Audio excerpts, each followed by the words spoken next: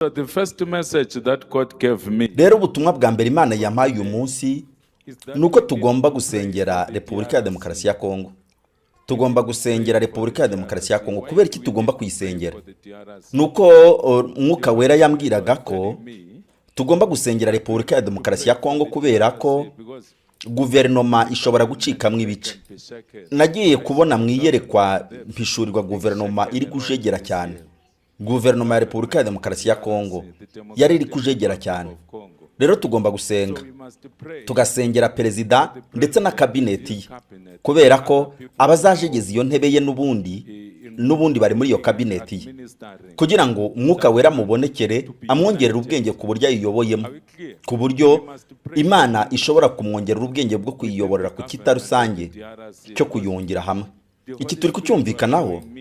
Tugomba gusengera ubumwe bw'iyi guverinoma, kubera ko Mwuka Wera yarari kunyereka ubugambanyi bukomeye cyane, aho aya mayira ashingiye ku buryarya ashobora guturuka hanze y'igihugu ariko akifashisha b'imbere mu gihugu. Ubwo ni ukuvuga ko uwo mugambi wacuzwe w'uburyarya uzashoboka ushingiye ku mbaraga zo hanze n'iz'imbere muri kabineti ye. Rero tugomba gusengera ubumwe kugira ngo iyi guverinoma ya Kongo idasenyuka.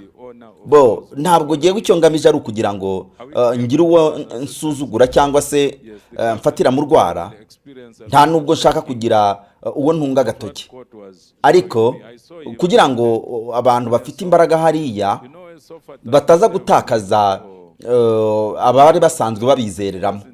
Turi kubyumvikanaho bavandimwe, bashiki banjye namwe basaza banjye. Yego, guverinoma hariya igiye guhura n'ukujegera gukomeye. Icyo ngicyo ni Imana yahoze inyereka. Nagiye kubona mbona perezida yicaye mu ntebe y'ifuteyi. Ifuteyi murabizi ko ubusanzwe nta mapine igira, nta nubwo ishobora kwisunika ubwayo, ariko nagiye kubona nkajya mbona irimo irijegeza gutya nka za ntebe twicaramo zizenguruka. Mbibonye rero nanjye nahise mbaza Mwuka Wera, ndabaza ariko Mwuka Wera, kubera ikiriya ntebe ndi kubona iri kujegera gutya, kubera ikiri kwizunguza? Mwuka Wera arambwira ati rega nyine ukuri uyirebe irimo irajegera. Ati biriya biri kugaragaza ko haba hari akajagari muri guverinoma. Nicyo Mwuka Wera yambwiye. Rero tugomba gusengera ituze rya Repubulika ya Demokarasi ya Kongo. Tugomba gusengera ituze rya guverinoma ya Repubulika ya Demokarasi ya Kongo, ku buryo Imana imwongerera ubwenge kugira ngo abashe kongera kugira ubushobozi bwo gufata ibyemezo by'ubwenge. Tugomba gusengera uyu muyobozi kugira ngo yongere afate ibyemezo bishingiye ku bwenge, kugira ngo abashe gucika akaga kavuka muri guverinoma ye. Biri kumvikana neza? Which are not going to create divisions within his government. Are we clear?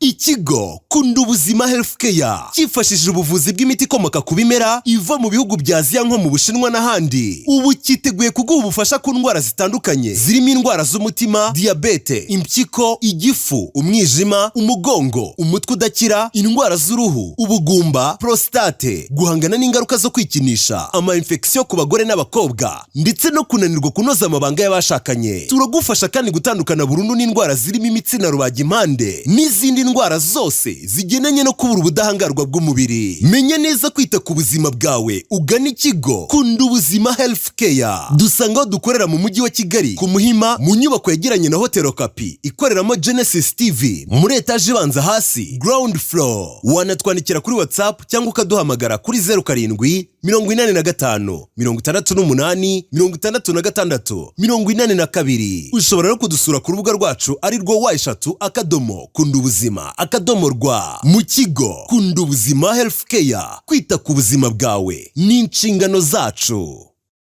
Banyamagaraje bakanishi namwe banyarwanda mufite imodoka zitamenyerewe ku isoko ryo mu Rwanda zigakunda kubura amapiyese yo gusimbura yangiritse, mujya mwumva bavuga ko imodoka iyi itabonerwa piyese zisimbura izishaje cyangwa se zangiritse mu gihe mwagize ibyago byo gukora impanuka. Nibyo koko ku isoko ryo mu Rwanda izo piyese nizikunze kuhaboneka, niyo zibonetse uzumva bakubwira ngo izakugeraho mu minsi 30. Nyamara inkuru nziza ni uko ubu bitakiri ngombwa gutegereza iyo minsi yose. Oya, Swatase niyo gisubizo kuri iki kibazo. Swatase igutumiriza kandi kanakuzanira spare parts za original imidari wari waraburiye ku isoko ryo mu Rwanda mu gihe kiri hagati y'iminsi 2 n'10 gusa. Bifata gusa iminota itarenga 5 kugira ngo umenye igihe piyese wari warabuze ibonekera n'iminsi bizafata kugira ngo ibikugezeho kandi ku giciro gito cyane. Mu byo Swatasi kuzanira harimo amatara y'imbere n'ay'inyuma, pare-choque, retroviseur, inzugi n'ibindi bikoresho bikunda kwangirika nka systeme ya ABS, bateri za systeme ya hybride, injecteur n'ibindi bikoresho tutarondoye. Izi piyese zitumizwa mu Burayi, muri Amerika, muri Aziya, i Dubai, Korea, mu Buyapani, muri Taiwan no mu Bushinwa. Tuganaho dukorera igikondo inyuma ya Nayebu, duhamagare cyangwa utwoherereza ubutumwa kuri WhatsApp 0788678597 cyangwa kuri 0787024513. Wadusura kandi ku mbuga nkoranyambaga zacu kuri Instagram, YouTube, Facebook n'izindi mbuga twitwa Swatasi.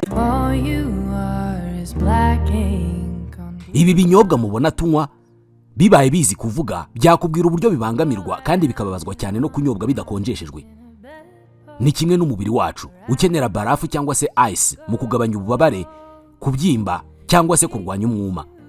Mu Rwanda uvuze barafu cyangwa ice, muri iyo nteruro haba hakwiye guhita hazamo Swiga Group Limited. Aba bagira barafu cyangwa ice zishyirwa mu byo kunywa zujuje ubuziranenge, izikoreshwa mu gukonjesha ibinyobwa mu birori bitandukanye nk'ubukwe, ama-anniversaire n'ibindi birori bihuza abantu benshi. Bafite buckets zabugenewe zikoreshwa mu gukonjesha ibyo binyobwa bitewe n'umubare w'ibyo ushaka gukonjesha. Muribuka tuvuga uburyo barafu cyangwa ice zigabanya ububabare kandi zikabyimbura. Swiga Group Limited igira na barafu zikoreshwa n'abakora siporo bifuza kurwanya amavunane cyangwa se kugarura fitness mu gihe bakoresheje imbaraga nyinshi. Nka ibyo bidahagije, banafite ice cyangwa se barafu ushyira mu byo kunywa kugira ngo umusemburo cyangwa se alcohol igabanuke muri icyo kinyobwa. Aha ni mu gihe ushaka kunywa gake, cyangwa se ukazishyira mu kinyobwa kiryohereye cyane kugira ngo isukari igabanuke icyarimwe zinagikonjesha. Kuri alimentation cyangwa se ahandi bacuruza ibyo kurya n'ibyo kunywa bifuza kurangura, ni mutugane turanabatwaza. Buri gihe nutekereza barafu cyangwa ice z'ubwoko butandukanye uzatekereze Swiga Group Limited. Dukorera ku Kicukiro Niboy ku muhanda KK 21 Avenue 11, tukagira n'ishami i Rubavu muri Mbuga Ngari, n'ahandi waba uri hose mu gihugu twahagusanga. Wowe hamagara cyangwa wandika ubutumwa kuri 0786 89 90 cyangwa 0787 87 86 niba uri i Kigali, na 0795 62 70 niba uri i Rubavu. Wanasura urubuga rwacu rwa internet @swiga-ice.rawa cyangwa ukatwandikira kuri email info@swiga-ice.rawa.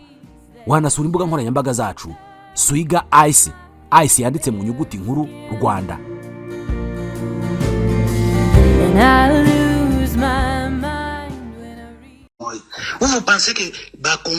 Ariko mwebwe muri gutekereza nk'abakongomani ibyo mwakoze ari byo byatumye vice guverineri yicwa Magruwari? Ese ibi bintu mushobora kubyemera namwe? Mutekereza ko ibyo ngibyo dushobora kubihuriraho twese? Ibyo ngibyo biragaragaza ko abantu bamaze kwinjira mu mazi, mu kiyaga, sibyo? Ubwo nyine nta n'ahandi dufite ho kwinyagamburira, turi mu mazi. Nta handi hantu dufite ho kuba twajya, nta yandi mahitamo dufite. Ariko ikintu mwakoze ni ikintu kibi cyane, mwakagombye kuba muri kubyicuza. Ni ikintu kibi cyane, mwakoze ikintu kibi cyane, mwakoze ikintu kibi. By'umwihariko twese nk'abakongomani turi muri AFC 23, ntabwo twese twahuriye kuri iki kintu cyakozwe, ntabwo twese twabihuriyeho mu byumve neza. Kwica umuntu nko kwica igikoko bisanzwe. None se ubwo ngubwo muravuga ko turi muri revolution nyabaki, turi mu mpinduramatwara igamije iki? Ubwo ni ukuvuga urashaka ko ngewe burage we ndi umuntu ugoye, ngewe nakemera no kuba iyi saha napfa, kubera ko ukuri kose k'uyu mutwe ndagufite. Uko byumvikana muri iri jwi yohereje akoresheje voice note, byumvikana ko yayikupanye uburakari kubwo kutanyurwa n'icyo yaganiragaho na mugenzi we baganiraga. Iri jwi ryaje gusohoka mu cyo bita leak, cyangwa se amakuru yasohotse njya yatabigizemo uruhare atanabyemeje. Ariko kubw'uburemere bw'ayo makuru abarimo arasohoka kandi akifashishwa ndetse akanatangazwa. Ubutumwa bwaje buherekeje iri jwi buragaragaza ko Colonel Wiringoma atanyuzwe n'abagize uruhare mu yicwa rya Magruwari Paruku.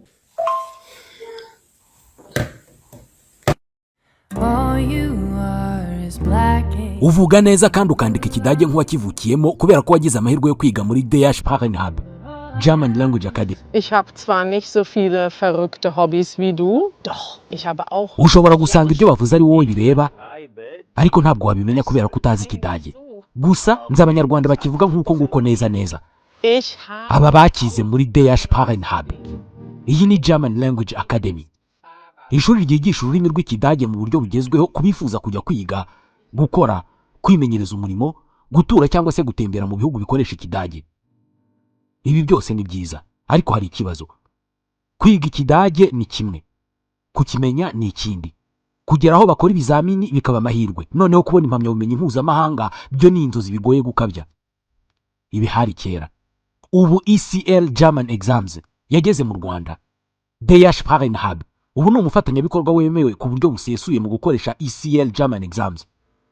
Intego ni imwe, gukora rimwe ukazana intsinzi. Nka ibyo bidahagije, uwiyandikishije muri ECL German Exams gukora ikizamini ahabwa amasomo yihariye ya coaching, ari byo bituma akora rimwe gusa bitagira irya kabiri. Ushobora kwiyandikisha gukora ibizamini by'ikidage byemewe ku rwego mpuzamahanga mu cyiciro cya A2, B1, B2 na C1 hano i Kigali.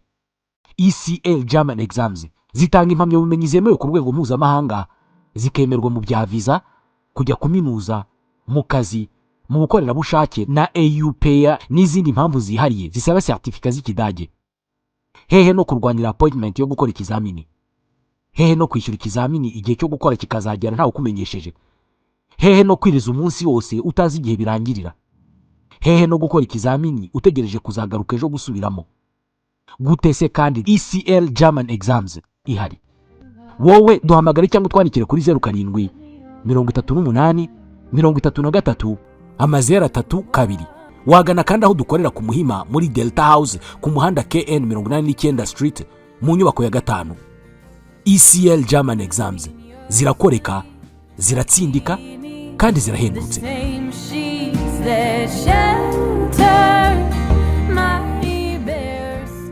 Ariyo mpamvu muri iki kiganiro turi kumwe na Afrinovators ibafitiye gahunda yise ya Digital Prom. Iyi ni gahunda yo gufasha business yawe kujya online kandi bitamenye konti yawe. Ntabwo iyi gahunda igamije kukubakira website gusa, ahubwo no kugukorera digital marketing yose. Ibi harimo kukubakira website ikora neza, waba ufite NGO, yaba ari ya blog, yaba ari ya services zisanzwe, tourism, ibigo by'amashuri, ibitaro cyangwa n'izindi business zose. Bazashyiramo home tab, about tab, ibikuvugwaho, service cyangwa programs, ibyo mukora, contact, nimero zanyu ndetse n'izindi page ebyiri wowe uzashaka ko bashyiramo tutavuze hano ukurikije business yawe. Bazagukorera hosting aho umuntu se website yawe akandaho ntirenze amasegonda 5 itarafunguka. Bazaguha domaine zirimo .com, .rw ndetse na .org uhitiremo ijyanye n'ibyifuzo byawe. Bazakorera website yawe ibyitwa search engine optimization SEO, buryo umuntu ushatse website ijyanye n'ibyo ukora yawe bari yitiza imbere. Bazagukorera email marketing aho wamamaza business yawe ukoresheje koherereza abantu benshi email icyarimwe na list ya email bazagufasha kuyishaka. Bazanagufasha kandi guhuza WhatsApp ya business yawe na website yawe ku buryo umuntu uri kuri website yawe ashobora kukwandikira ugahita ubibona ko kanya muri WhatsApp yawe. Bazanagukorera email z'akazi zigera kuri 5. Nk'urugero, niba website bakoze yitwa faidashop.rw, ubwo email y'akazi ni yindi bimeze gutya: faida@faidashop.rw cyangwa kwizera@faidashop.rw. Bazagufasha gufungura imbuga nkoranyambaga za business yawe zikora neza. Ibi ni ibintu bazagufasha gukurikirana umwaka wose. Ikibazo cyose website yagira bazagikemura nta bindi wishyuye. Uzajya unabona amahugurwa yihariye uzajya uhabwa na Teacher Sam ajyanye na online business. Bazagukorera branding yose, harimo kugukorera logo, flyers ndetse na business cards. Nkabi bidahagije bazanagukorera social media marketing y'ukwezi kose, bagupostingira inshuro 2 mu cyumweru ku mbuga zawe. Ushobora kwibaza uti ese ibi bintu ko mbona ari full package ubwo ntibazanansaba full investment igishoro cyuzuye? Oya, ya Digital Prom ifite igabanyirizwa ry'igishoro rya 50%. Ibyari bisanzwe biri gukorerwa 300 muri ya Digital Prom bazabikorera 150 gusa, kandi aya nayo ntago uzasabwa kuyatangira icyarimwe. Uzatanga 30% mu kwa 12 mazandi uzatanga nyuma y'ubunani na Noheli. Aya mahirwe nagucika utazamuye business yawe ntuzavuge ngo hari icyo tutakoze. Ya Digital Prom izamara amezi 2 gusa, kuva ku itariki 23 z'ukwa 12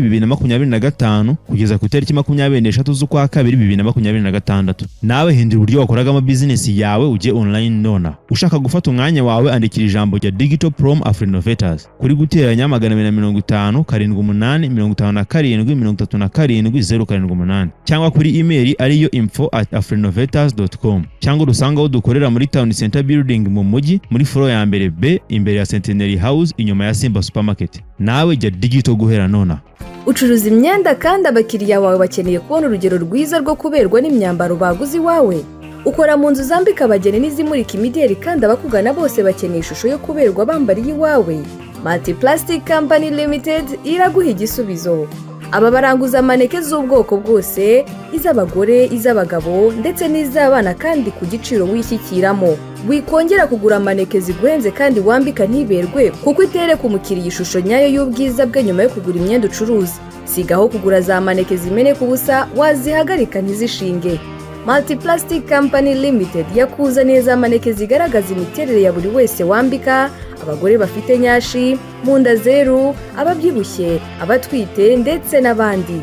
Hari kandi z'abagabo b'amatuza, abarebare n'abaringaniye bambara bakaberwa. Izi maneke zose na original kuko iyo yituye hasi hombana ukongera ukayigurura igasubira uko yari imeze kuko itameneka. Abashaka kuduhagararira namwe hirya no hino mu gihugu nimutugane tubafashe. Witekereza cyane ku gishoro nk'imbogamizi kuko iwacu ubushake n'umuhata ari cyo gishoro. Turaranguza ariko ku bashaka detaye namwe ntimuhejwe. Aho waba uri hose mu gihugu cyangwa hanze yacyo nta mbogamizi z'uko maneke waguze zakugeraho kuko uyiguze na Multiplastic Company Limited tugushakira imodoka zikugezaho ibyo waguze. Dukorera mu mujyi muri quartier Mateus munsi y'umusigiti imbere ya station ya SP mu gikari cy'amaduka acuruza imyenda ari kuri uwo muhanda. Wadusanga kandi muri shike mu muryango wa B050. Witinda rero duhamagare kuri 0788401843 cyangwa 0796320316 tuguhe maneke zereka abakiriya bawe ubwiza bw'imyambaro ucuruza nuko wahahiye iwawe aberwa. Ndabasuhuje, reka tuganireho gatoya ku makuru yo mu karere nubwo atari menshi cyane ariko nayo make yahari turayaganiraho. Twakirengagiza se ku ngubu Minisitiri w'Ububanyi n'Amahanga w'u Burundi Dr Bizimana Edouard, abantu batangiye kumubwira bati wowe watangiye kuza kwiyishinga umuntu umaze imyaka 13, umuntu amaze imyaka 13 ku mihanda ya Twitter, diplomasi zikujongera nayo n'udukino twa politike. Nabonye bari kubyita ngo ni culture politique. Umuntu amenyereye umuco wa politike kuri iyi mihanda uko bitwara, nurangiza ngo uzuserebekane nawe. Bari kumubwira Olivier Nduhungire, Jean Patrick Olivier Nduhungire. Ni nyuma yuko mu butumwa mwibuke ejo bundi twatinzeho cyane aho yanditse arasiba nevaraza arahengura aragorora, ariko n'ubundi byaje kurangira bari kutwereka ko Katari byaba byarakomeje kuba nabi. Hanyuma rero Repubulika ya Demokarasi ya Kongo nayo iracyakomeje intambwe zayo yo kujya gusaba Kongo nako kujya gusaba abi Rwanda. Urabubona ahangaha yari yagiye kwa Joao Gonçalves Manuel Lorenzo, perezida w'igihugu cya Angola, hari nawe wagize uruhare cyane mu gucura amasezerano yibumbiye mu cyitwa CONOPS uroye no gukuraho ingamba z'ubwirinzi z'u Rwanda ndetse no kuneutraliza FDLR. Hanyuma rero ariko biza kujya i Washington, ari nabwo twaje kumenya amakuru nyuma bari kuvuga baterega burya ni Kongo yagiye kubijyana Washington, ariko burya no na Rwanda byashoboraga gukemukirayo, na hano mu karere byazaga gukemukirayo. Okay, hanyuma rero ibyo muri Washington abakongomani bakomeje kutabyumva, nubwo nabyo ubwabyo byaje ntacyo biri gukemura kubera ko twakomeje kubona bararwana biba biraba mu gihe Kongo y'ibyo yari yiteze ntabwo ari byo yabonye. Hanyuma rero Tshisekedi ubu ngubu ngo yaba yasubiye muri Angola akajya kubabwira ati rero reka tugarure ibiganiro hano, reka bya biganiro reka tubigarure hano i Rwanda. Simpamya ko Perezida Lorenzo yagwa mu ikosa nk'iryo rya politike akemera ibyo biganiro bigaruka, simbihamya. Uyu Stanislas Bujakera rero nibyo ari kutubwira, akavuga ati nirwo ruzinduko rwa mbere ku itariki ya 5 z'ukwa mbere 2026 Perezida Tshisekedi agereye i Rwanda nk'uruzinduko rw'akazi. Ariko rero simpamya ko avant son départ du palais présidentiel, Félix Tshisekedi a salué les propositions très intéressantes présentées par le Joao Lorenzo, estima qu'elle pourrait contribuer significativement à la recherche de la paix dans son pays. Aho yambwiye ati simushidikanyaho uruhare rwawe mu kugarura amahoro. Hanyuma rero ibiganiro bive Washington nyuma ya Trump twamaze kubona neza ko mwirahira ry'ubundi niho byose yabishyiriye ku karubanda. Aravuga ati ahantu hose tuzakura ibuye yakora zabatiri zitwara imodoka, computer na telefone, aho hose tuzahagwa. ahari igitoro tuzagwayo. Lorenzo nawe arabizi ko igihugu cye gifite igitoro kandi nacyo kigirwa amacumu. Yishyire mu nzara z'agaca. Amasezerano yatumye Trump yibonera access ku mabuye yo muri Congo yongere ngabigarurire Rwanda. Arewe iryo kosa ntiyarikora. Ibyo turabirebaho nabyo. Nanone bari kutubwira ko kubera ifungwa ry'imipaka ya Gatumba, kubera ifungwa ry'imipaka ya Gatumba, naho bari kutubwira ko ngo ubu ngubu igiciro cy'igitoro mu Burundi kirazimbye n'igiciro cy'ibiribwa nacyo kirazimbye kubera ko iriya mipaka rero yabagaburiraga. Uyu mugabo bamwita Dr. Ian Ndrov, akaba ayobora icyitwa Divine Kingdom Baptism, ngira ngo Divine Kingdom Baptism. Uyu mugabo rero akaba akunze kumvikana mu buhanuzi bwa politike cyane. Mu buhanuzi bwe rero bwa politike, intambara, ibihugu bihanganye, ibyago bishobora kuba ku muyobozi runaka cyangwa se systeme politike runaka. Ejo bundi twatiri kubabwira ubuhanuzi bwe bwagarukaga ku Burundi n'u Rwanda, ari kuvuga ati musengere ibihugu kubera ko bishobora kujya mu ntambara, kandi intambara yabyo izaba igihombo gikomeye cyane, kandi abazabigwamo cyane ni abaturage. Ati igihugu kimwe muri ibi bibiri kirakomeye, atariko ntacyo bizafasha, cyangwa se ugukomera kwabyo, gukomera no koroha ntacyo bizafasha, ibyago bikomeye bizaba ku baturage. So mu gihe ibihugu byajya mu ntambara byaba bibi cyane, musengere ibyo bihugu. Hari ku ruhande rw'u Rwanda ahubwo bavuga ko uyu mugabo ngo yarahanuye n'urupfu rwa wa mugabo wajya kuririmba indirimbo za gospel mu bakatolika naha waje kwitaba Imana. Inkuru zikavuga ko yiyahuye aguye mu kasho k'igipolisi. Yego uyu mugabo yari yaramuhanuye n'umunyazimbabwe yitwa Ian Ndrov. Ubuhamya bwabo yahanuriye naho byagiye bisohora. Iyo turi mu kiganiro nk'iki nirinda kubijyamo cyane kubera ko nabangiye kuvangira batabyemereramo gutyo, kuko ariko byose ni amakuru. Uyu mugabo rero, to keep it short, urabona ariko yavuze ati it is a prophetic warning for the DRC government. Ni musengere guverinoma ya Repubulika ya Demokarasi ya Kongo. Mwiyerekwa rye Imana yamweretse Perezida Tshisekedi yicaye mu ntebe y'idivan, aya matebe y'amafuteyi iwacu twicaramo. Noneho ngo yarayicaremo, ati ubusanzwe ziriya ntebe murabizi ko nta mapine zigira, atariko najyaga kubona nkabona iri kugenda, nkabona iri muri icunda gutya. Arangije ngo abaza Mwuka Wera, the Holy Spirit, abaza Mwuka Wera tese Mwuka Wera ibi niki? Arangije aramubwira ati kiriya ni ikikwereka ko iriya ntebe nubwo itagira amapine ariko iri kugenda. Guverinoma ya Kongo iri gushakinga. Why is it shaking? Nukubera ko guverinoma igiye gucikamwe ibice, kandi guverinoma nicika ibice niko kurangira ku butegetsi, kandi bizaba bibi.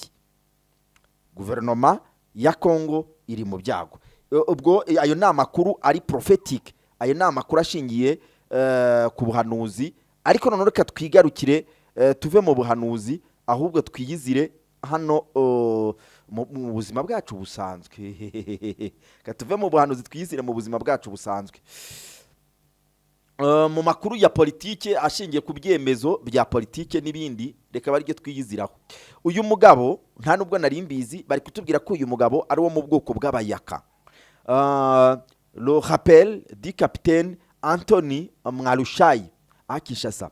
Uyu mugabo bamwita Capitaine Anthony Mwarushayi. Muramwibuke ejo bundi uyu nguyu niwe wavuze ati ariko rero nimurebe neza, kubera ko uyu mutwe wa Mobondo gw'amabandi ubundi watangiye aragatsiko k'amabandi kari kubujura nyine ko kutera bakasahura bakaba banica. Ariko ati rero uyu mutwe w'amabandi wateye mu mujyi Kinshasa, benewo abawukingira ikibaba nabari iruhande na Perezida Tshisekedi. Ndetse abantu nyuma bahise hasohoka amakuru bavuga bati mu bantu bari inyuma y'uyu mutwe wa Mobondo harimo umugabo witwa Jean Pierre Bemba, wahoze ari ministre w'ingabo, qui est le ministre des infrastructures. Uyu mugabo ni uri inyuma y'uyu mutwe wa Mobondo, bakavuga n'abandi. Rero urumva ko Kapiteni Anthony Mwarushayi yarateye ibuye mu giti, yarakojeje agati mu ntozi. Mwamubonye rero uyu munsi rero bakaba bamuhamagaje Kinshasa ngo aze yitabe, kandi murabizi iyo bahamagaje ntabwo bavayo.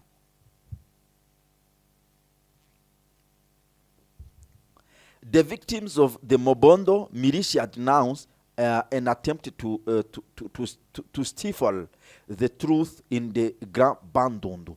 Uyu mugabo waje guhishura ukuri abaye inzirakarengane yako yahamagajwe rero. Nkuko bari kubitubwira bari kuvuga ngo the populations affected by the violence attributed to the Mobondo. Abaturage bari kugirwaho ingaruka n'urugomo rwa Mobondo, umutwe that expresses a deep bitterness after the recall in Kinshasa of the captain. Spokesperson for the 14th military, uyu akaba ari umuvugizi w'agace ka gisirikare ka 11 yahamagajwe. This decision comes in already heavy climate. Akaba hamagajwe mu gihe kibi cyane, heavy climate, shortly after the public speech by the officer evoking alleged complicity of certain political figures in the insecurity that strikes Mai-Ndombe, Kwango and Kwilu. Uyu mugabo akaba yaravugiye ijambo ry'ubufatanyacyaha bwa bamwe mu bantu mu banyapolitike, political figures, muri iyi insecurity, muri uyu mutekano muke yugaragara muri Mai-Ndombe, Kwango na Kwilu ukozwe na bande na ba Mobondo. Atariko ahamagajwe mu gihe kibi in a heavy climate, kubera ko niyo yaba afite ikindi yakoze abantu bahita bumva ko icyo azize ari iyi announcement yakoze. Ole biragiye se. Bakavuga ngo as soon as it was made public, nyuma yaho bimenyekanye, the measure provoked a wave of reactions both on social networks and the localities concerned on the plateau of the Bateke. Ati rero nyuma yuko bimenyekanye haba ku mbuga nkoranyambaga n'izindi social networks abantu bahuriraho, abantu bose nicyo cyabaye ikiganiro by'umwihariko on the plateau of the Bateke, mu kibaya cy'Abateke, particularly affected by the abuses. Many victims perceive this recall as a maneuver intended to push back sensitive revelations. Bamwe rero bakaba bari kubona ko uku guhamagarwa kwe kwaba guhuye no kuba yarakoze to push back the sensitive revelations. Kuba yaratunza agatoki akavuga ko abari inyuma y'uyu mutwe wa Mobondo ari abahehe, abari political figures hafi na Tshisekedi. Kwa month customary reader ati nkuko bimenyerewe abayobozi bo muri kwa month, ngira ngo nagace ko muri Congo, Stan Library has clearly expressed his opposition to any attempt to arrest or sanction Captain Anthony Mwarushayi. Abantu bo muri kwa month abakaba ari bo abayobozi gakondo. Kwa month customary reader ngira ngo abayobozi gakondo, umuyobozi gakondo witwa Stanley Library akaba yamaganye ifatwa rya Anthony. He called on the competent authorities to give a serious attention to the names cited in the military reports on the Mobondo crisis. Atahubwo muzitondera amazina yabo yavuze mu bufatanyacyaha na Mobondo. The current situation reflects unfair management of the responsibilities according to the Stan Library. Uyu mugabo witwa Stan Libe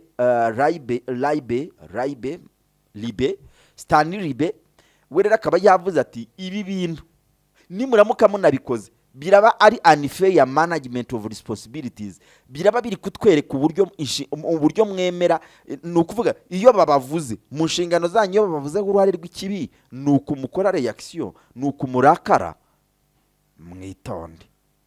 So icyo tubona hano rero nuko bari kuvuga ko uyu mugabo ifatwa rye rishobora kubyutsa ubwoko bwe bugahaguruka buteye natwe muratuziye. Kabiri, uyu mugabo yaratatse kubera ko abona abantu bo muri za province 3 yavuze, Mai-Ndombe ahitwa Kwango ndetse na Kwilu, ataba abantu nibo abaturage bari kwibasirwa n'ubwicanyi n'ubusahuzi bwa Mobondo. Mobondo iyobowe nande? Iyobowe n'abarimo Jean Pierre Bemba uri muri guverinoma. None rero ntabwo bashaka kumva. No kuvuga rero ibi ngibi bishobora kugeza kuri kwa gucika mw'ibice kwa guverinoma cyangwa se ishwanyagurika rya guverinoma ari nibyo byo byabera bibi perezida Tshisekedi. Ubwo turi kugira ngo turebe niba uriya muhanuzi wo muri Divine Kingdom Baptism Dr. Ian Rowe ibyo yavuze dushobora kubibonera ibimenyetso tukava mu byiringirwa cyangwa se mu by'ubuhanuzi, ahubwo tukigira mu biriho muri current geopolitical situation, akaba ari byo twirebera. Icyo turi kubona nuko n'ubundi ifatwa ry'uyu mugabo rishobora kuba ikibazo, ariko bashobora kurijera kuko n'abanyamurenge n'abarwandofone barabafata bikarangira, ariko nabyo ni ikibazo, nabyo ntubishyire kure kubera ko gucika mw'ibice bishingira ku kuba hari ibice bitandukanye byatangiye kwirema udutsinda, bakavuga bati oya reka twebwe dukora ibyacu, turabona mutari kumwe natwe, turabona ibyacu mutabyumva, reka twikorera ibyacu, M23 ikabyuka, turabona mutari kutwumva, reka igihande kikavuka. So murabizi aba bantu babayaka n'ubundi abayaka n'abateke bahora mu ntambara, n'amoko ayo nayo muri ya moko 400 na kitu ahora arwana, bahora mu ntambara. Rero no kuba wabyutsa abayaka nabo ngo barwane nabo mugirana ikibazo, nabyo ni ikibazo. Rikaze tujye imihanda ndakwereka umunyamurenge bakubise baramupfukamisha ngo yibereye muri yicururiza amatungo muri iya ntara ya Kalemi, yicururiza amatungo muri Kalemi. Ubundi abantu burya abantu babaye mu bworozi cyane no gucuruza amatungo ntabwo wabibatandukanyaho. So amatungo rero za mayimayi zarayariye, basi ufite udufaranga muri aba bajene babyiruka bari kujya kwicururiza, baramufasha baramupfukamishije, baturinde arivuga amazina ko twumva uri umunyarwanda, ati je ntabwo ndi umunyarwanda ndi umunyekongo, cyakora ururimi rwacu n'urw'ikinyarwanda n'urw'abanyarwanda rujya gusa, batikamobwa pfukama bamushyira hasi, buri wese abashikuye uko abashije. Ibyo ngibyo mu gihugu cyari gisanzwe cyifitiye ibibazo, ibyo nabyo ni ukongera ibibembe mu binyoro. Cyese si ikinyarwanda, ibyo ni ukongera ibibembe mu binyoro. Reka tuganire. Uyu mugabo mwamubonye bamwita Edi Kapende, iyo ureba uburyo avuga n'ukuntu aba yigize wagira ngo ni umwere mu bibera muri Kongo. No, ntabwo Edi Kapende ari umwere mu bibera muri Kongo kubera kaza amabanga y'ubwiru bwa Tshisekedi ndetse na Laurent nako na Joseph Kabila arabizi. Azi ubwiru bwa Joseph Kabila na Laurent Desire Kabila arabizi.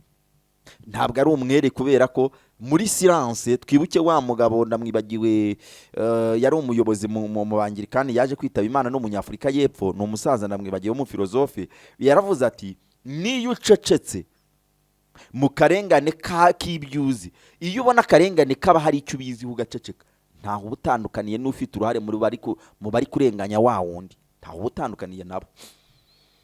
Banzu nyaruke muri Afrinovetas abangaba barakubakira iguriro mu buryo bwa iyakure, barakubakira ibiro mu buryo bw'iyakure, barakugeza ku bantu mu buryo bw'iyakure, kandi bari muri promotion yitwa ya digital promo. Uratanga kimwe cya kabiri cyayo mwumvikana, bahamagare kuri 078 57 37 078. Hanyuma abo muri Multiplastic Company Limited no barakubwira bati no witinda uracuruza imyambaro ariko nta maneke, njo tukupe maneke. Bahamagare kuri 0788 cyangwa 079320 bakorera muri Chic mu muryango wa B050, bakorera hafi na station ya ESP mu gikari cy'amaduka acuruza imyenda hari muri quartier Mateus Swatase. Nabo barakubwira bati wikiri gutega indege ngo ugiye kurangura Dubai, mu Bushinwa, Turkiya, mu Buhinde, turajya ko nakazi kacu. Bahamagare kuri 0782677597 cyangwa 0778724513. Ukeneye computer na telefone, ukeneye ibikoresho byo mu biro, imodoka yawe yarapfuye cyangwa ukeneye imodoka ubwayo, ibi byose biri mu kazi k'ibyo bakora, kandi ubasange igikondo mu igaraje ryabo aho bakorera hafi no kwa Mirongo. Turi kumwe nabo muri Swiga Group Limited, abangaba bagufitiye services zijyanye no gukonjesha ibinyobwa, abakenera barafu zo kwivura amavunane nyuma yo gukora sport, ndetse no kubakeneye ice zigabanya ubukana bw'inzoga kubumva neza gahunda ya Tunywerese sikawiye. Bahamagara kuri telefone 0788 bakorera Kicukiro Niboye mbere y'uko ugera Saint Joseph ubu banyuzeho. Manzo bahamagare rero.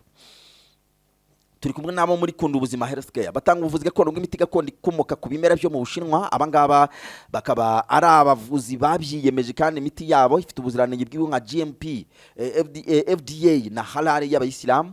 Bahamagara rero kuri telefone yabo bagendana 0786868682 imbere kuri WhatsApp.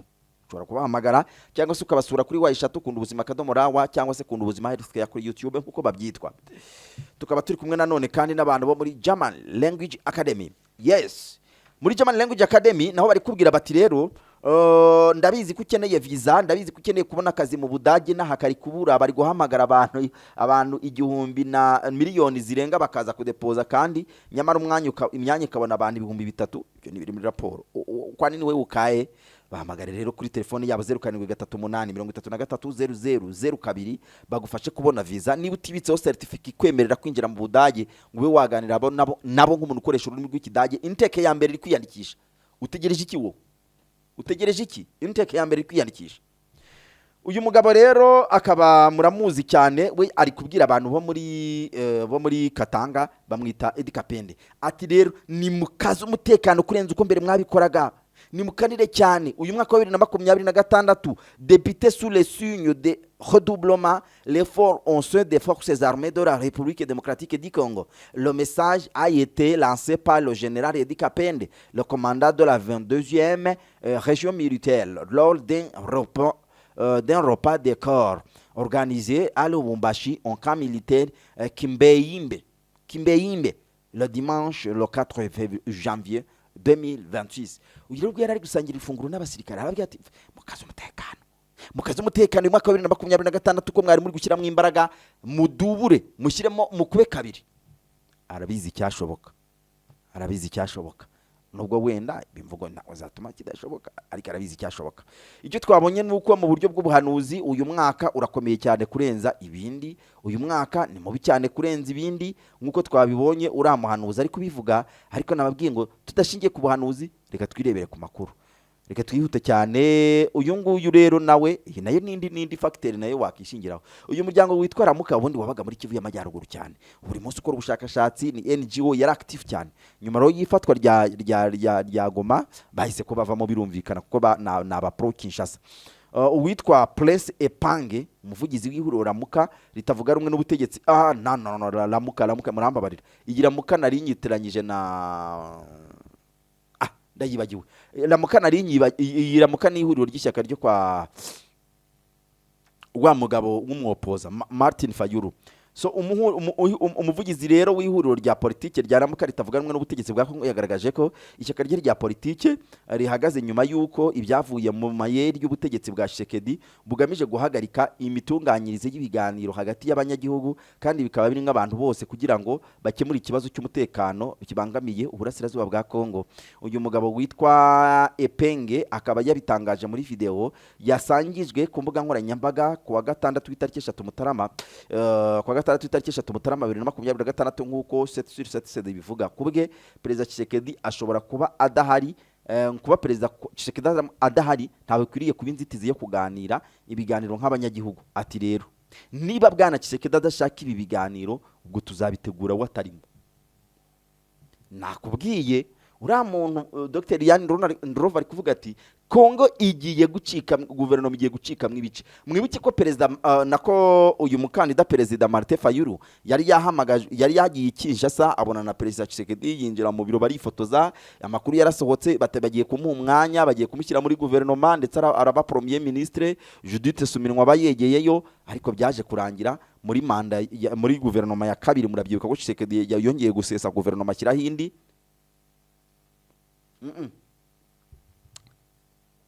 Ntabwo yayisheshe ahubwo yahinduye guverinoma. Noneho amaze guhindura rero guverinoma murabyibuka ko Judith Suminwa n'ubundi yaramugaruye. Icyo gihe rero bivugwa ko ngo uriya mugabo yari amaze kwipanga umwanya Martin Fayulu, umwanya uragiye abirakariyemo rero. Uyu rero urabona ko mu by'ukuri ya mariage ya Tshisekedi na Martin Fayulu ishobora kubitarabaye.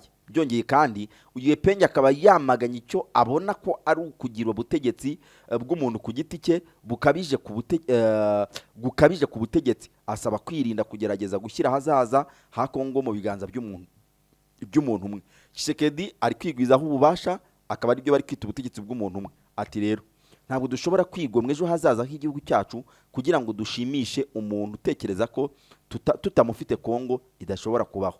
Ibyo kandi nibyo, ibyo nibyo abanyapolitike bajya bakunda kwibeshya ko kantu, buriya nta muntu udasimburwa mwuka byarama. Nta muntu udasimburwa. Buriya muri Venezuela babyeretse Nicolas Maduro, nabonye umugabo witwa Rodriguez bashyize hari kuza akaririje ati oya ati rwose Venezuela n'ubusugire bwayo n'igitero cya ataka ya perezida Amerika, ariko ari kurahira. Hari abanyarwanda b'imfura nakunze. Umwami Musinga bamaze kumucira ishyanga baravuze bati bahise bakora indahiro nka yindi ya Rasheli nababwiye ejo bundi uwo muri Bibiliya. Rasheli yarya ni Rasheli na Rahabu nande muzambwire wa mugaragu we yaravuze ati no, aho uzagwa niho nzagwa abahampambe. Niko abanyarwanda babwiye Musinga, baramubwiye bati Nyagasani Gasani k'i Rwanda, ababirigi baraguciye ariko turajyana. Agiye Kamembe bamwimurirayo basanga ntibikora, bamujyanye muri Kongo, abanyarwanda bamukurikirayo. Anaguyeyo bamwe bari baravuze bati ntituzataha, baje gutaha nyuma. Nabaje ejo bundi muri za 98 na 72 harabaje icyo gihe, harumva kari abana babo cyangwa se abuzukuru babo bari gutaha, bo nabo ngabo bari kuza. So rero bavandimwe, uyu mugabo igihande cyo kuvuga ko Kongo batayishyira mu biganza by'umuntu umwe, niba babona ko kiri kujya mu biganza by'umuntu umwe, nanone burya kuba ari ukutareba neza, kuko hari ibihugu byahoze ari ibihanganye nka za Libya ya Gaddafi. Ibihugu byahoze ari ibihanganye ariko kubw'igihugu cyari kiri centre ku biganza by'umuntu umwe. Sinzi impamvu abanyapolitike nabo aka kantu bagakunda, ugasanga buri gihe agiyeho, agize influence, agize success, akoze ibintu byiza pe, yubatse ibintu byiza kandi bikomeye, ariko agakomeza kwinjoyingira ubutegetsi mu biganza bye. Okay, na Uganda buryo ushobora kubivuga. Burya Uganda bakubwira ko Uganda yo ngo ntabwo yakunze kubakira ubukungu bwayo ku mazu maremare n'amakaburimbo akayangana akoropka n'ibindi. Yahisemo kubakira ubukungu bwayo ku mutekano w'igifu, ku buryo buriya ngo muri Uganda wataka ikindi ariko iyo utatse inzara bahita kubwira bati n'ubunebwe bwawe, ariko imikorere yo yashobokaga. Imikorere yari ihari, ibisigaye irebe wowe ubwawe niba atari inzara atari ubunebwe bwawe. Ariko ikijyanye n'amahoro yarakirangije. So ariko nanone abantu bajya bibaza batari ko atabaye Museveni yaba nde wundi. Ibyo rero biri muri ya makosa ya Kadafarangira, igihugu kitari gicikamo kabiri kigeta kimera kuriye. Ndetse ye rimwe na rimwe ntekereza ko ibihugu byagiye biba inyaryenge, bakajya bashaka kugenzura systeme yagumaho, ariko gusimburana k'ubutegetsi byo bikagenda. Nko muri Tanzania urabona ko uretse ko ejo bundi hari habaye guteba kw'abantu bo muri CCM, ariko ubundi urabona ko CCM Tanzania yari ifite byasa kose akagufa, yari igifite umwimerere muri politiki. Perezida Felix Antoine Tshisekedi wa Repubulika ya Demokarasi ya Kongo kuwa mbere yagiriye uruzinduko i Rwanda. N'uruzinduko rwasize ahuye anagirana ibiganiro na Perezida Joao Lourenço wa Angola. Uru ruzinduko rukaba rwarakurikiye urwo Tshisekedi yari yagiriye i Rwanda mu byumweru 3 bishize. Perezida wa Kongo akaba yaratangaje ko abakuru b'ibihugu byombi, Presidence niyo yatangaje ko abakuru b'ibihugu byombi baganire ku bibazo by'umutekano mu burasirazuba bwa Kongo ndetse n'ibijyanye n'ubutabazi, nk'uko perezida ubwe yanabihamirije abanyamakuru. Perezida Tshisekedi akaba yarunzemo ko Lourenço nka perezida w'umuryango wa Afurika yunze ubumwe yabonye hari ibyifuzo bishimishije by'umutekano yamugezaho, hanyuma bikazafasha Kongo Kinshasa kugera kuri demokarasi iciye mu mahoro. Hanyuma rero Tshisekedi akaba yarunzemo ko abifashijwemo na Lourenço n'ubundi yizeye ko amahoro y'igihugu cye kimaze igihe kirekire cyifuza zaba aya nyayo. Amakuru akavuga ko Tshisekedi yasabye Lourenço guhuriza hamwe abanyapolitike bo muri Kongo rwihishwa, ndetse ko perezida wa Angola yamwemereye gusubukura gahunda y'ibiganiro bigamije kugarura amahoro mu burasirazuba bwa Kongo. Ibi biganiro ko byari byapfundikiwe, nibyo ndi kwibaza Lourenço ari bukora ikosa ibi biganira bisubiremo. Ntabwo sara bagiye gutesha agaciro bya Washington, nubwo Washington nayo yari yasizemo umuryango wo kuvuga ngo ibiganiro ntabwo dukuyeho izindi processes zari ziriho. Ako kantu barakavuze ntawamenya rero ibyo byose nibyo tugomba gutegereza. Okay, M23 rero itabantu ho muri MONUSCO turabiyamye n'uburyarya bwanyu gasopo na buryarya yenu ubwenge. Umutwe wa AFC 23 wasabye ubutumwa bwa Loni bwo kugarura amahoro muri Repubulika ya Demokarasi ya Kongo kureka uburyarya nyuma yo kwigira nyoni nyinshi ku gitero cya drone ingabo za leta ya Kongo Kinshasa ziheruka kugaba mu migi ya Masisi. Kwa gatandatu w'icyumweru gishize nibwo FARDC yari yagabye icyo gitero ikoresheje drone z'intambara ikiramo abaturage abandi benshi barakomereka. MONUSCO ibinyujije ku rubuga rwayo rwa Twitter ikaba yavuze ko yamaganye igitero cyari cyo cyose gikoresheje izi drone zibasira zikanagira ingaruka ku basivile ndetse ingaruka ku basivile no ku bikorwa remezo by'abasivile. MONUSCO kandi ikaba yasabye ko hakorwa iperereza ryigenga kugira ngo uri inyuma ya kiriya gitero amenyekane. Umuvugizi wa M23 Kanyuka yasabye MONUSCO guhagarika uburyarya kuko izi neza ko biriya bitero byagabwe na FARDC basanzwe bakorana. MONUSCO ati mwebwe mugomba guhagarika uburyarya bwanyu, birazwi bizwi na bose ko igice kinini cy'ibitero bigabwa na drone z'ingabo z'ihuro ry'ubutegetsi bwa Kinshasa bishoboka biba bitewe n'ubutasi bwa MONUSCO. MONUSCO itanga amakuru y'ubutasi, ariko ibi birego murabyibuka ko na mbere bamwe babibashinja. M23 ikaba yavuze ko gucicika kwa buriya butumwa no kutagira icyo bukora ku byaha bikorwa n'ingabo za Kongo bituma buba umufatanyacyaha wa politiki. Ibi ariko si ibirego bicyashya. Uyu mutwe kandi ukaba wamenyesheje MONUSCO ko igomba kugerageza igomba kugaragaza kumugaragara ubutegetsi bwa Kinshasa nk'ubufite inshingano z'iyicwa ry'abasivili Masisi centre n'ahandi mu burasirazuba bwa Repubulika ya Demokarasi ya Kongo, kandi ikaba ikamaganira kure nta gushidikanya ukurenga ku gahenge gukomeje gukorwa n'ubutegetsi. M23 namwe muri irengageze. Ntabwo MONUSCO yabikora kuko MONUSCO iri muri Kongo yaragiranye amasezerano na FARDC not you, ndetse garanti yayo ejo bundi bayongereye y'umwaka umwe ntabwo yari ishingiye mwebwe ku kuba muyishaka cyangwa se mutayishaka, byari bishingiye ku kuba Amerika hari ibyo iri gutereta na Kongo. Ibyo rero ntabwo mwabihagarika rwose, ahubwo mwebwe muzamenye uburyo mubana nabo kuruta kuba mwababwira ngo kandi ngo zari veni zari tarani. Okay, reka tujye ku gice cy'u Burundi noneho rero, cyangwa se tubanze turebe imihanda tuyinyuremo vuba vuba.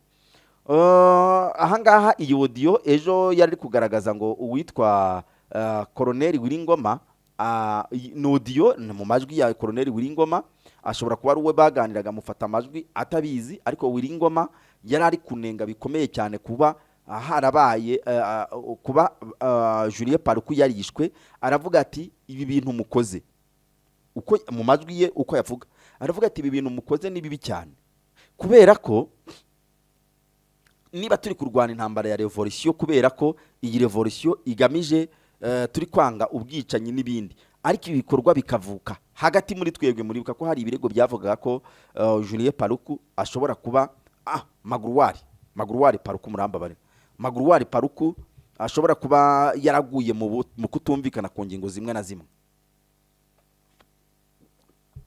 Wiringoma rero yumvikana ari kuvugana uburakara, akavuga ati yego koko turabizi ko bamwe muri twe twamaze kwishyirishamo kuva twagaragara muri M23 nta mahitamo dufite, aho tuzajya hose tuzatabwa muri yombi, abandi muri twebwe turanakatiye n'ahandi twakwinyagambirira. Atariko rero ibyo ntabwo bivuze ko natwe aho turi twaryana, musigeho. Ibyo rero ni mu makuru nyine, ni mu makuru nta kwisha. Hanyuma rero yego ahandi tugeze ubwo ni heherera mu makuru y'imihanda. Reka twigire mu Burundi wana.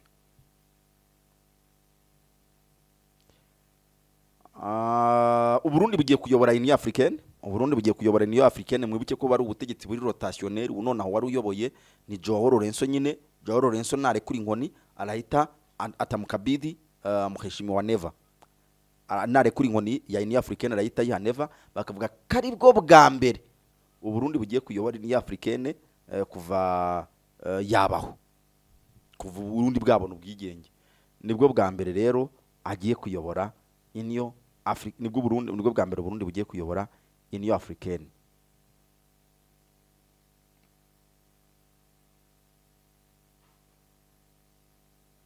kandi nanone Steve Wemba arakoze cyane aravuze ati ariko nanone nk'uko amasezerano son pays sera un pays dont deux frontières celle avec le Rwanda et la RDC seront close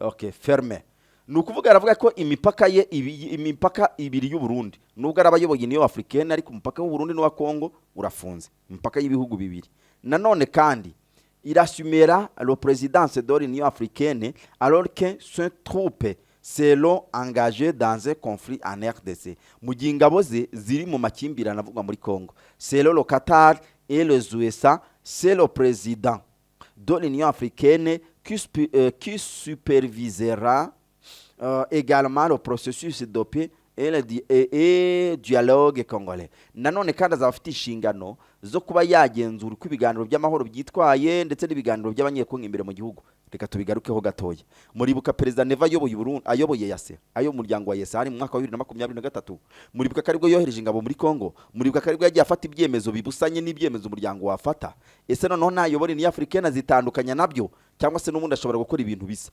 n'utubaza bafite igisubizo sisi tunaendelea namwe muze kudusubiza dore nguyu wa wundi rero uyu nguyu ati he is right afite ukuri ariko be strong my minister uyu muntu iyi Twitter ye mukunda kuyibona yibasira u Rwanda bikomeye cyane hejuru cyane mu birere u Rwanda naye mu Venezuela turaba yasicyonyaguye wa ari guha pole rero Ministri Bizimana ariko ari kumuha pole yabaye iki murabyibuka ejo mundaherutse kuza kunyerera imihanda ngo pa ati Katari mwebwe muri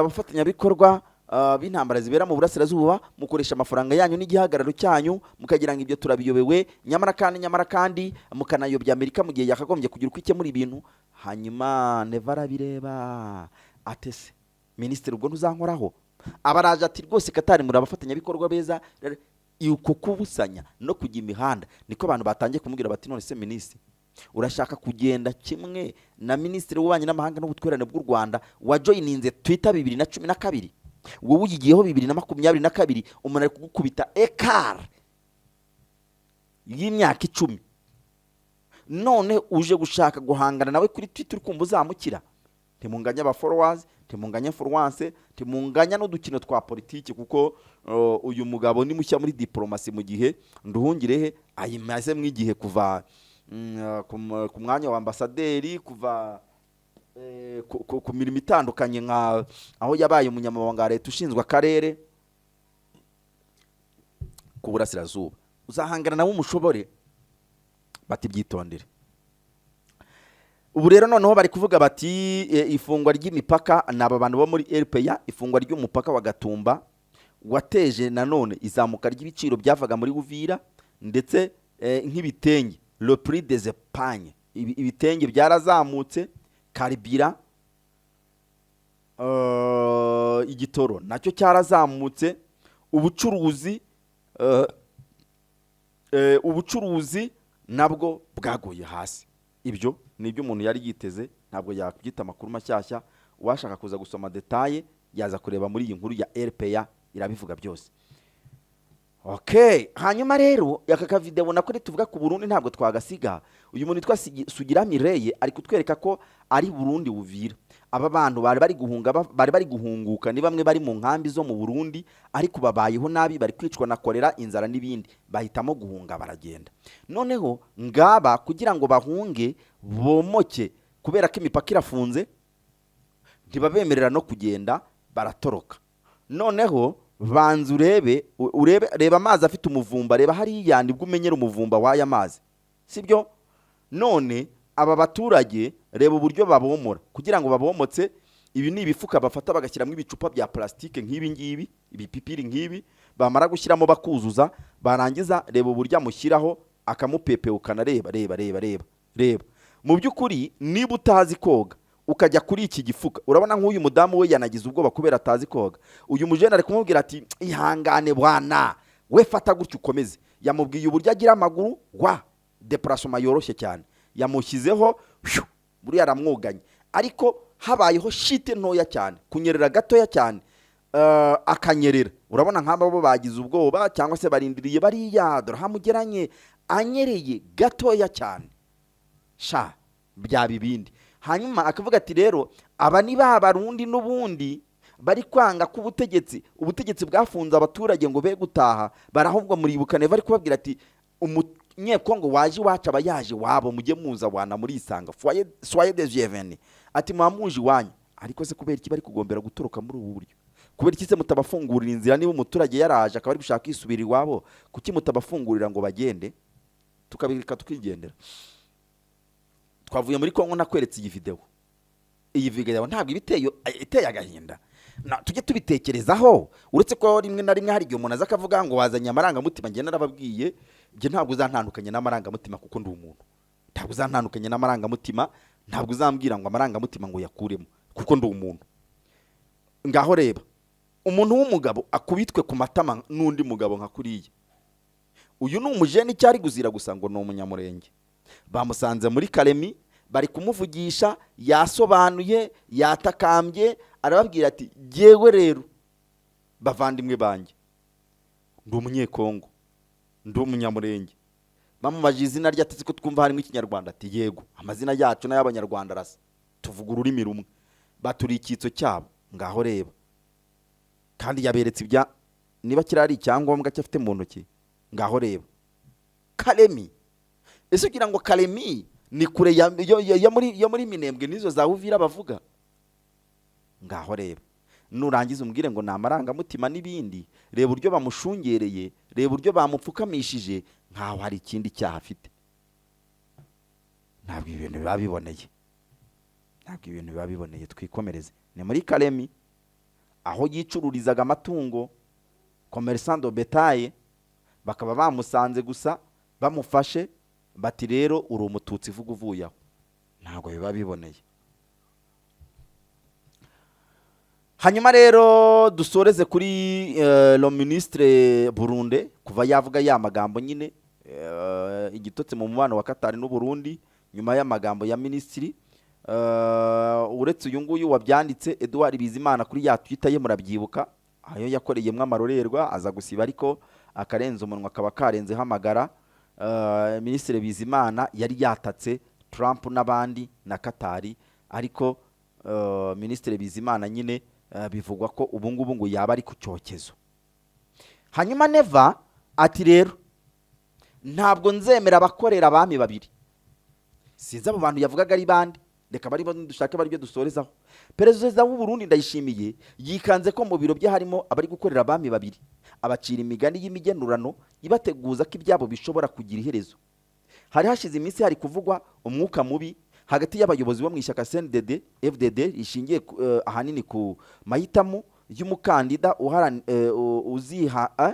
uzarihagararira mu matora y'umukuru w'igihugu. Bikavuga ko umunyamabanga mukuru wa CNDD Reverien Ndikuriyo, Gervais Ndirakobuca uyobora Sena, Geras Daniel Ndabirabe uyobora abadepite, abangaba badashyigikiye ko Ndayishimiye agaruka mu kibuga. Hanyuma rero umunyamabanga mukuru wa CNDD yabajijwe igihe leta y'u Burundi izafungurira imipaka Gatumba Vugizo yegereye Repubulika ya Demokarasi ya Kongo, ati rero igihe y'u Rwanda izafungurirwa niho nindi tuzayifungurira. Hanyuma rero Ndayishimiye mu byababaje Ndayishimiye harimo ko abanyapolitike batitabira amasengesho abanziriza akazi, kandi ko iyo adahari batangira kumunegura nyamara iyo ahari bari kumwe bakaba bamwiyorobekaho bakamwereka ko bamukunda. Aya makuru akavuga ko Ndayishimiye yayabwiye abanyapolitike ko atazemera abakorera abami babiri, kandi abacira imigani myinshi yo kubaburira irimo abwirwa benshi akumva beneyo. Arangije akomereza urugendo kuri Minisiteri y'Imari, urugendo rutunguranye Rwanda yishimiye kuri iyi ministeri rukaba rwari ruvuze byinshi. Hari hashize ibyumweru umuyobozi wayo Minisitiri Dr Alain Ndikumana agaragarije abasenateri ko sosiyete ya Fomi ikora ifumbire mvaruganda imutera ubwoba kubera ko yanze kuyiha amafaranga miliyari 50 atari mu yagenwe n'ingengo y'imari. Iyi Fomi cyo nakubwira nuko iyi Fomi bakubwira ko ifitwe mu kuboko n'ubundi n'abantu bibikomerezwa muri CNDD, akaba ari akantu bikoreye kugira ngo bajye bibonera amasoko ku ruhande, ariko ubundi wumva iyo menace nyine ya FOMI kari iyo menace n'ubundi ku bategetsi bakomeye. So ngo rero never uko ibintu bimeze nidushake tube twigarukiriye aho ngaho, hanyuma andi makuru yo tukaba twazayaha ikindi gihe cyihariye. Twari dusigaje kurebera uyu mu ministry wandagaje bikomeye Kongo, tubonye kote ye niyo gusa twakigarukiraho, context yabivugiyemo. Minisitiri ushinzwe ubuhinzi no kwihaza mu biribwa muri Repubulika ya Demokarasi ya Kongo bamwita Muhindo Nzangi Butondo yandagaje bikomeye igisirikare cy'igihugu cyabo n'ubutasi bwacyo, asobanura ko byikanga uruhande bihanganye bitewe n'ibivugirwa ku mbuga nkoranyambaga. Ati ndagira ngo nkubwire ko iyo hatabaho ubutumwa bugufi bwa Marco Rubio bwaje buvuga ngo ntitwishimye, ndekereza ko tutaba turi kuvuga ibi. Baba bari muri Kalemi kubera ko mu nzira nta kintu kinini cyarimo, kandi harimo FARDC. Atuvugishije ukuri, ibyo ngibyo byaduhaye umwanya wo kwitegura. Okay, aranenga FARDC ati nta kintu cyari kiri mu nzira. Reka tugarukire nk'aka kandi tubashimire ko mwadukurikiye muri iki kiganiro. Wenda ibindi nibidukunda turacyakomeza mu biganiro bindi bitegura, ariko none tubashimire mwakoze. Bye.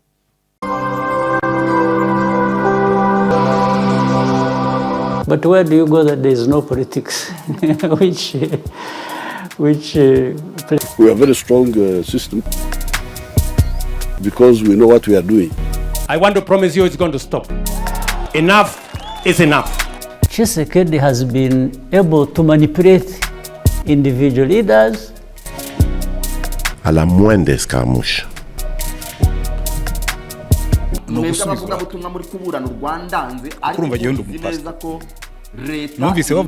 Dukurikire mu makuru, ibyegeranyo n'isesengura kuri Longa na Siasa.